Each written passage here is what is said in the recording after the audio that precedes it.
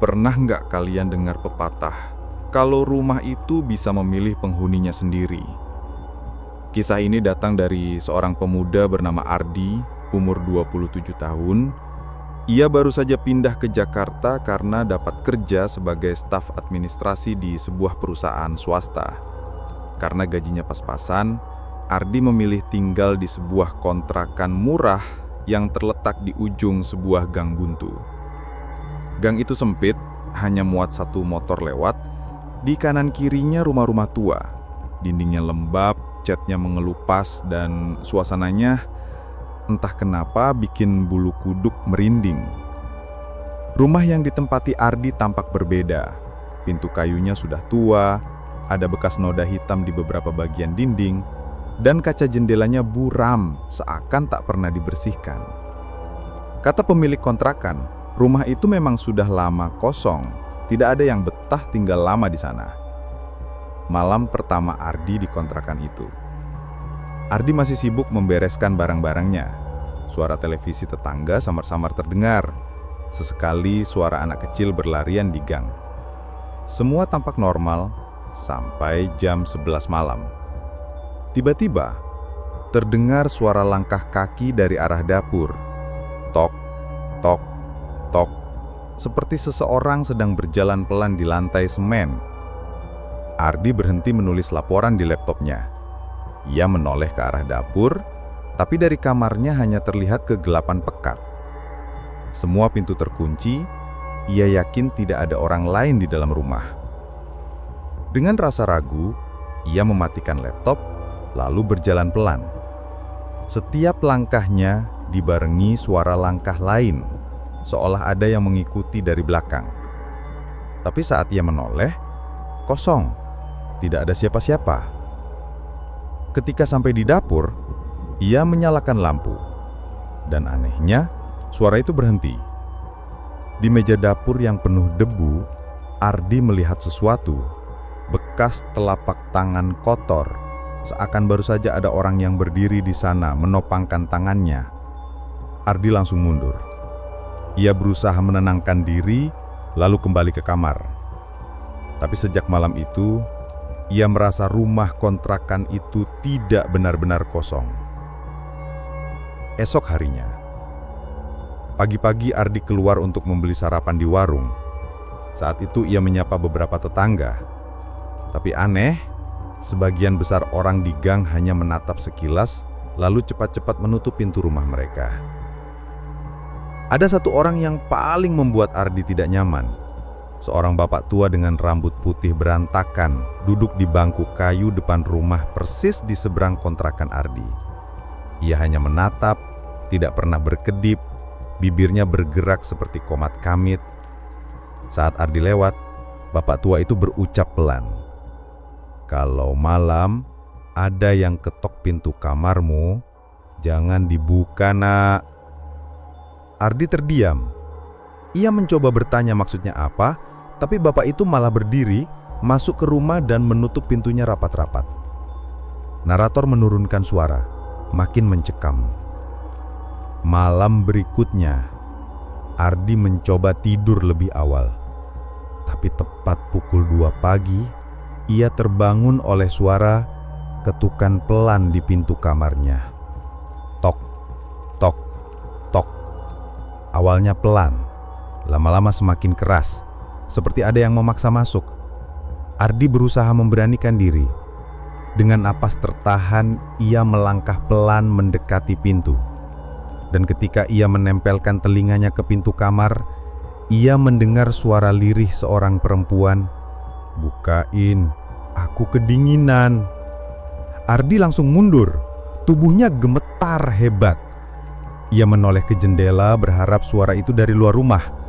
Tapi yang lebih mengerikan, bayangan kaki seseorang tampak jelas dari bawah pintu kamarnya. Dan di luar, ketukan itu semakin keras. Dug, dug, dug. Sampai akhirnya, suara itu berhenti. Ardi tidak berani membuka pintu hingga pagi. Tapi yang membuatnya benar-benar merinding adalah saat ia keluar kamar, Di lantai depan pintu terdapat jejak kaki basah menuju ke arah dapur. Ardi mulai sadar, kontrakan yang ia tempati menyimpan sesuatu yang mengerikan. Dan ia belum tahu kalau tetangga-tetangganya juga menyembunyikan rahasia gelap tentang rumah itu. Malam itu menjadi awal dari teror yang lebih nyata.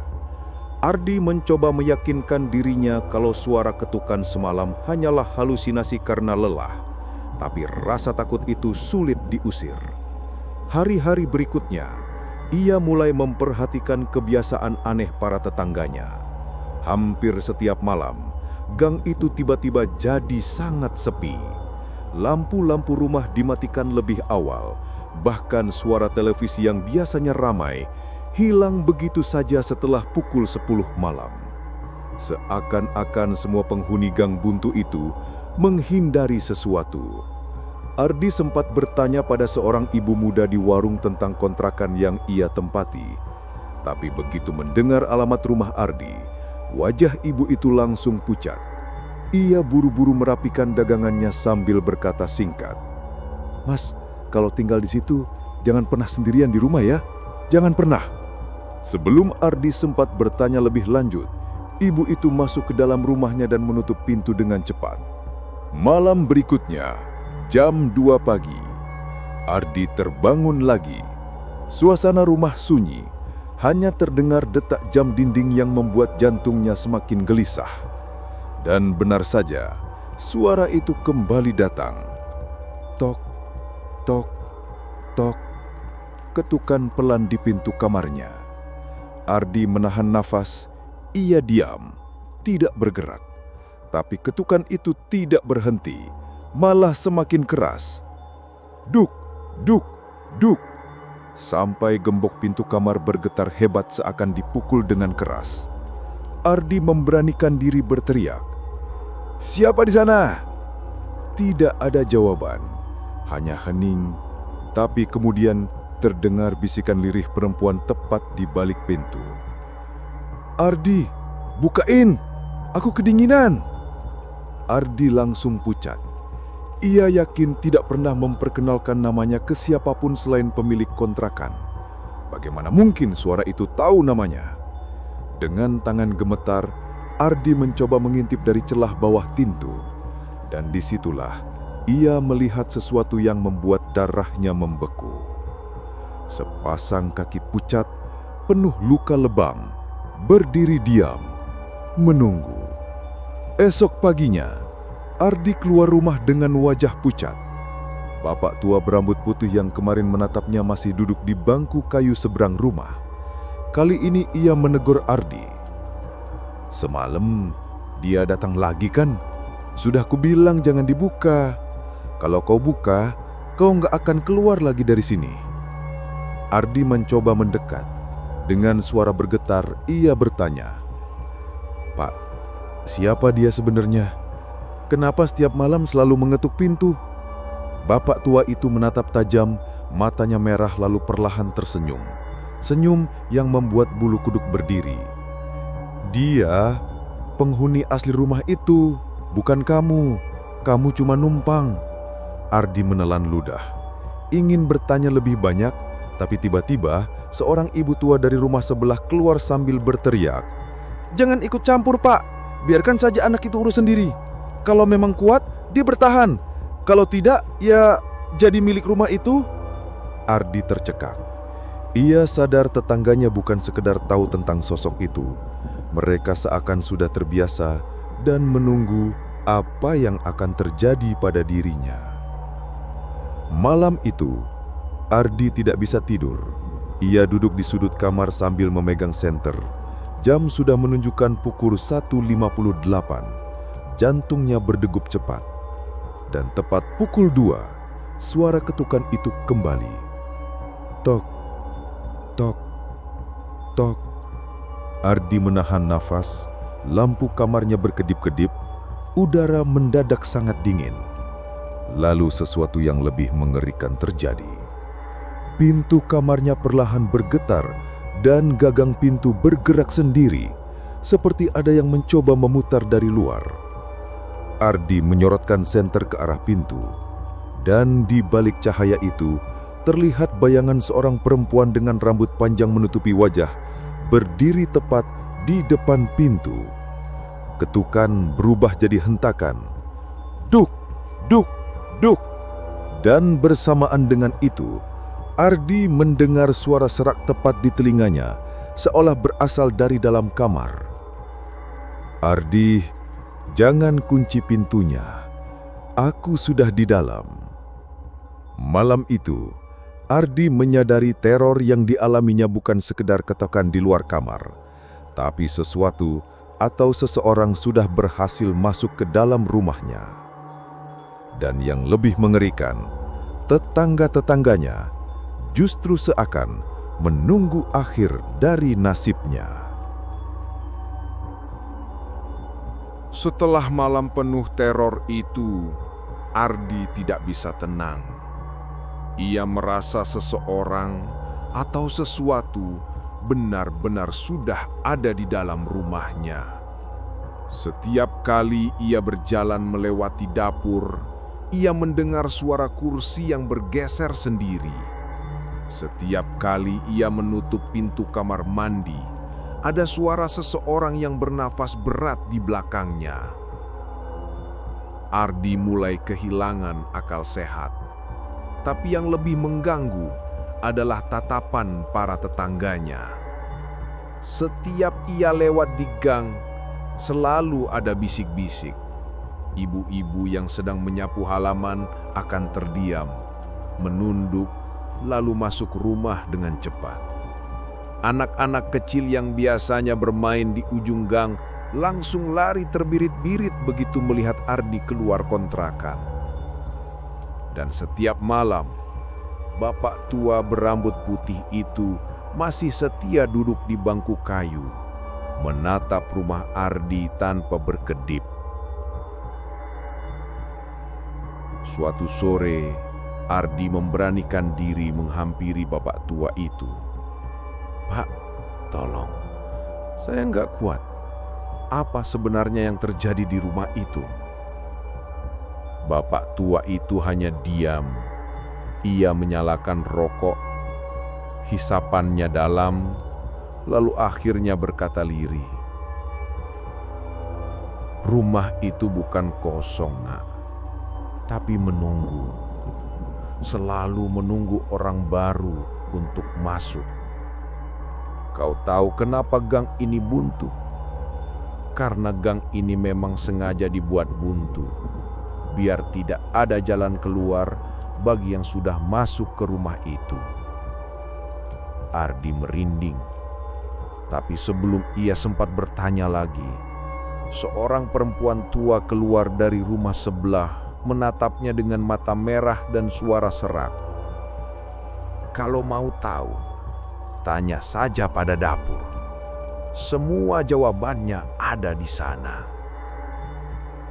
Ardi terdiam. Kata-kata itu membekas dalam pikirannya sepanjang malam.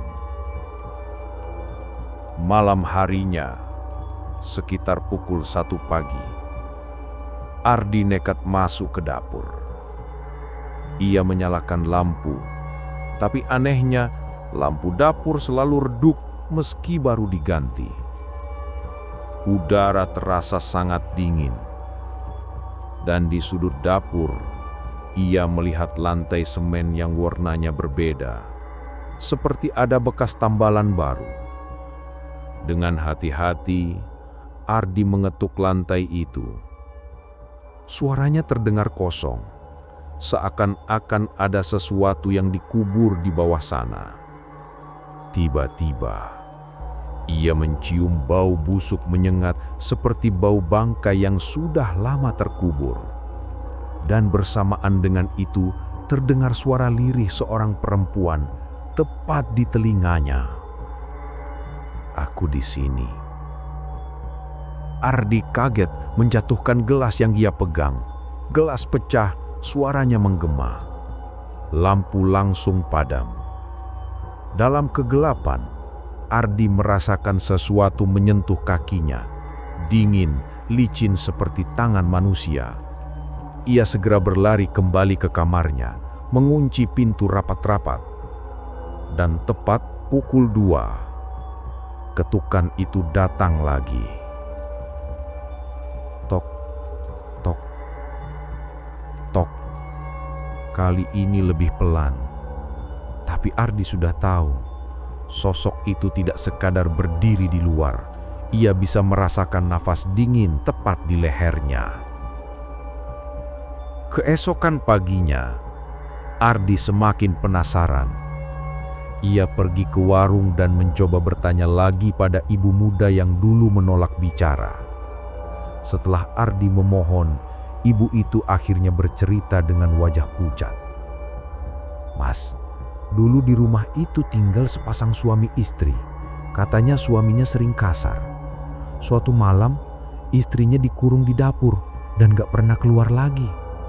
Orang-orang percaya dia dibunuh, lalu mayatnya ditanam di bawah lantai dapur." Ardi tertegun. Jadi benar, apa yang ia lihat semalam bukan kebetulan. Ibu itu menambahkan dengan suara bergetar, "Sampai sekarang, kalau ada yang tinggal di sana, dia akan datang, mengetuk pintu kamar, minta dibukakan, seolah masih mencari jalan keluar. Tapi Mas, kalau sampai pintu itu dibuka..."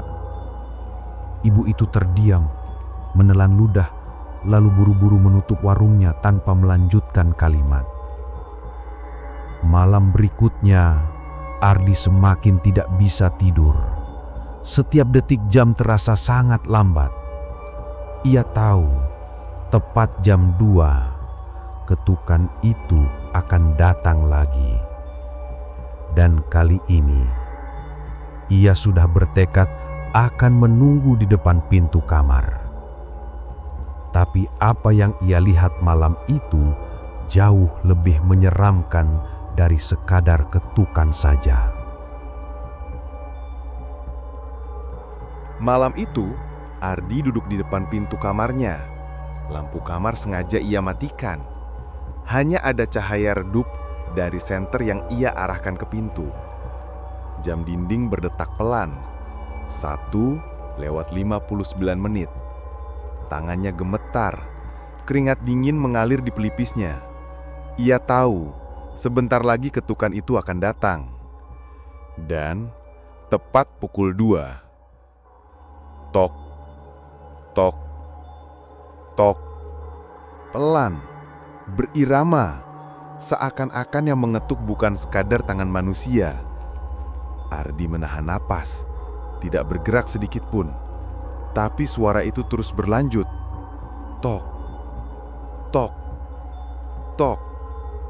Sampai tiba-tiba gagang pintu bergetar, berputar pelan.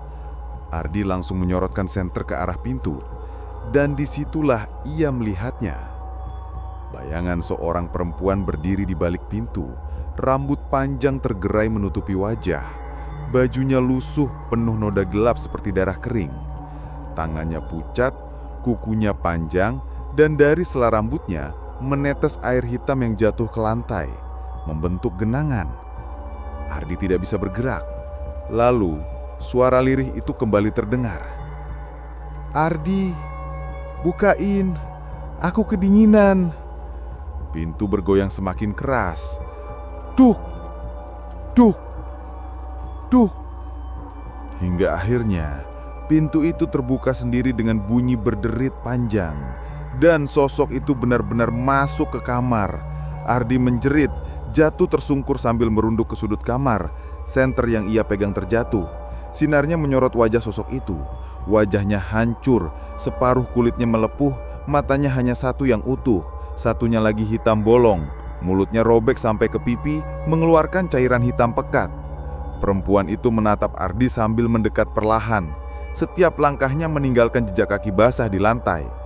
Ardi mencoba membaca doa, tapi lidahnya keluh. Suara lirih itu terus bergema di telinganya.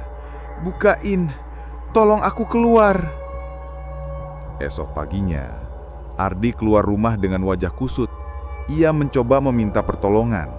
Tapi anehnya, tidak ada seorang pun tetangga yang mau berbicara dengannya. Semua menutup pintu begitu melihat Ardi keluar. Hanya bapak tua berambut putih itu yang tetap duduk di bangku kayu. Kali ini menatapnya dengan tatapan iba. "Kau sudah melihatnya kan? Dia selalu begitu. Kalau kau terus tinggal di sini, cepat atau lambat kau akan jadi bagian dari rumah itu." Ardi panik. "Pak, tolong, saya harus keluar dari sini. Saya nggak kuat." Bapak tua itu menatapnya lama. Lalu dengan suara berat, ia berkata, "Keluar? Hahaha. Nak, coba saja. Semua yang masuk ke rumah itu tidak pernah benar-benar bisa keluar. Gang ini buntu bukan karena jalan, tapi karena nasib." Ardi tercekak. Ia mencoba berlari keluar gang sore itu juga. Tapi yang anehnya, setiap belokan yang ia lewati, ia selalu kembali ke depan rumah kontrakan. Seakan-akan gang itu memutar dirinya berkali-kali. Dan ketika ia kembali berdiri di depan rumahnya, semua tetangga keluar serentak. Mereka berdiri di depan rumah masing-masing, diam, menatap Ardi dengan wajah tanpa ekspresi. Ibu tua yang kemarin memberi petunjuk tiba-tiba tertawa lirih, lalu berucap, "Kalau mau bebas, kau harus menemaninya di dapur. Hanya itu caranya." Ardi merinding. Semua tatapan tetangga terasa dingin, seakan-akan mereka bukan manusia biasa. Dan malam itu, Ardi sadar dirinya sudah bukan hanya diteror oleh hantu perempuan itu, tapi juga seluruh gang buntu yang menyeramkan ini. Sekarang, Ardi tahu, ia bukan sekadar penyawa kontrakan tua. Ia sudah terjebak dalam lingkaran. Dan pertanyaannya, apakah ia bisa bertahan atau justru jadi korban berikutnya yang akan menghuni rumah itu selamanya? Ardi sudah tidak tahan. Setiap malam sosok perempuan itu semakin nyata, semakin dekat, semakin berani menyentuhnya. Malam sebelumnya, Ardi merasakan jemari dingin meraba lehernya saat ia pura-pura tidur. Dan ia tahu, jika terus menunggu, cepat atau lambat dirinya akan lenyap, sama seperti penghuni sebelumnya. Malam itu, Ardi memberanikan diri. Ia menyalakan lampu dapur, membawa linggis yang ia temukan di gudang kecil. Lantai semen dengan bekas tambalan yang ia curigai, mulai ia congkel. Kret, kret, semen yang keras akhirnya retak. Bau busuk langsung menyembur. Ardi hampir muntah. Dan benar saja, di bawah lantai itu terlihat sisa kain kafan lusuh, sebagian membungkus tulang belulang manusia. Tiba-tiba, suara perempuan terdengar dari belakangnya. "Ardi, kamu udah temuin aku." Ardi menoleh dengan cepat, dan sosok itu berdiri tepat di belakangnya. Wajah hancur, mata bolong, tubuhnya membungkuk. Tapi kali ini berbeda. Ia tersenyum. Senyum lebar penuh cairan hitam menetes dari bibirnya. Ardi menjerit, melempar linggis, lalu lari keluar rumah. Gang buntu itu, Ardi berlari sekuat tenaga. Nafasnya terengah-engah. Ia terus mencoba keluar melewati setiap tikungan. Tapi anehnya, kemanapun ia berlari, jalan kembali berputar, lingkaran tanpa ujung. Tengah malam, Ardi akhirnya kelelahan. Ia terhuyung jatuh tepat di depan kontrakan. Pintu rumah itu terbuka sendiri, perlahan, seolah memanggilnya. Dari dalam rumah, suara perempuan itu bergema, kali ini lebih jelas, lebih lantang. "Masuklah, kita tinggal bersama sekarang." Ardi berusaha merangkak mundur, tapi kakinya terasa ditarik sesuatu. Tangan pucat muncul dari tanah gang, menariknya perlahan ke arah rumah. Ia menjerit histeris, tapi suara itu tidak terdengar karena para tetangga hanya menatap tanpa ekspresi. Perempuan itu muncul di ambang pintu, tersenyum lebar dengan wajah rusak, lalu berbisik, Akhirnya kamu pulang. Pintu tertutup keras. Esok paginya, kontrakan itu tampak sepi. Tidak ada tanda-tanda Ardi lagi. Motor yang ia parkir hilang. Semua barangnya raib, seakan-akan ia tidak pernah tinggal di sana. Bapak tua itu duduk lagi di bangku kayu, merokok pelan. Ibu-ibu kembali menyapu halaman. Anak-anak kembali bermain, seolah tidak ada apa-apa yang terjadi. Hanya satu yang berbeda. Di malam berikutnya, pukul 2, tetangga di sebelah mendengar 2 suara ketukan dari dalam rumah itu.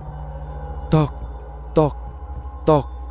Satu berat, satu pelan. Seolah kini ada 2 penghuni di dalam kontrakan itu. Begitulah nasib Ardi. Tidak ada yang tahu bagaimana ia menghilang, tapi warga Gang Buntu sudah terbiasa. Setiap beberapa tahun akan ada penghuni baru yang datang dan tidak pernah keluar lagi. Jadi, kalau suatu hari kalian ditawari kontrakan murah di sebuah gang sempit, hati-hati, karena bisa jadi rumah itu sedang menunggu kalian. Terima kasih sudah menonton. Jangan lupa like, share, dan subscribe Up dan Story untuk kisah horor nyata berikutnya.